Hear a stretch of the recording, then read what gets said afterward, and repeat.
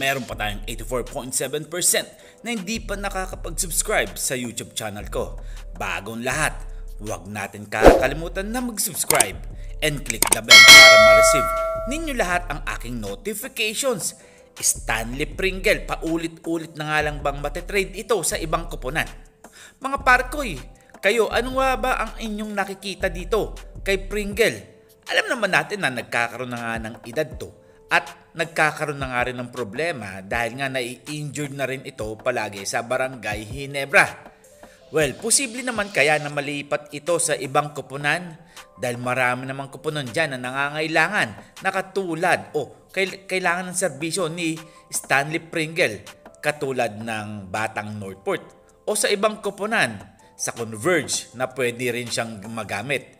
Well, si Stanley Pringle nga nag-average nga ng mataas sa Barangay Ginebra.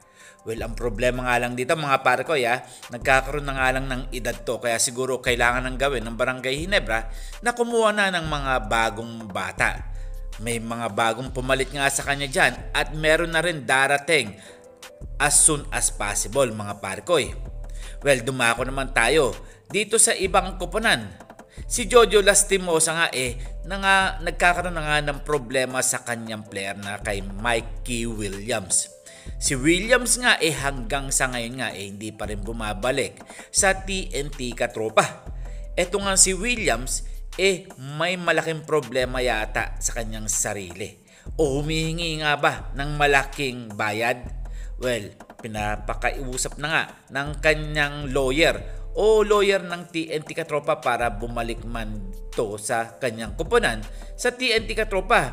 Well, medyo malabo-labo pa nga yan hanggang sa ngayon dahil di pa nga natin alam kung ano nga ba talagang tunay na nasa isip ni Mikey Williams. Bala kayang lumipat ito o maitrade ito sa ibang koponan dahil kung ako tatanungin mga parko medyo sakit na nga sa ulo ito sa tropang Giga or sabihin natin sa TNT Katropa. Dahil nga paulit-ulit na lang ginagawa ni Mikey Williams sa kanyang koponan ang paghingi o humingi ng malaking sahod o pag-trade sa ibang koponan. Alam naman natin kung saan gusto maglaro ito. Isa lang naman yan mga parko. Siyempre, sa Barangay Ginebra. Well, kinausap na kaya siya ng mga managers? Well, hintay-hintay lang tayo mga parko at huwag tayong magmamadali. Dahil rumor pa lang yan. And this is Tondo Boy Vlogs. I'm out. God bless you all.